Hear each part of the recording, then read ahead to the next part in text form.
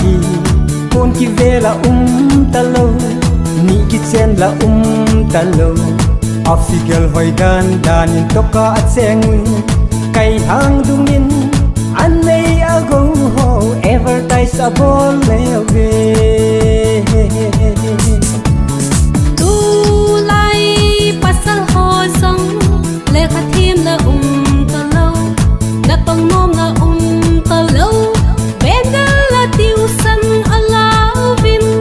ho asin ti beng sung dungin hala sala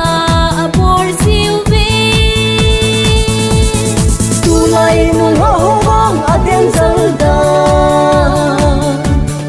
hep na maybe a hi singi tu lai go lang ho bang aden zalda he so na phai cham a hi singi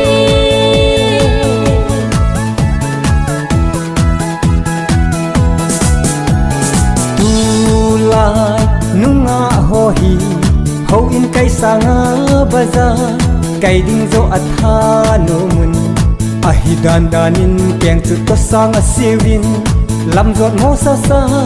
ate nung ting leo thazung nat henau vin te tu lai go lang ho song how in kai la talo ami mai mai za school kai Sunday school exam kisan a felun apau do so si hello hello darling darling kaza savale tu lai nung ho wang aden zalda hep na maybe a hi singi tu lai go lang ho bang aden zalda he so na phai cham a hi singi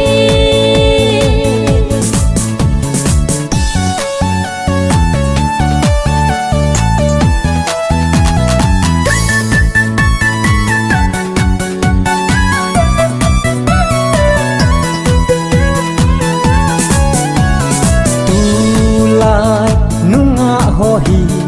elephant bon banan thailo lekha thim ta danin android phone a choi jun whatsapp le facebook group zo se in hago mi danin bible chang a post si ve tu lai go lang ho song lau bo lom la pa lo ka ni lai bo ho ko min ni khu tha sa ni ho mu alovin nunga ho ko min gatong lova ka va ding na hi tin a sai ziu ve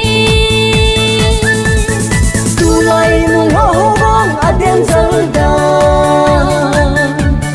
hep na maybe a hi singi tu lai go lang ho bang aden zalda he so na phai cham a hi singi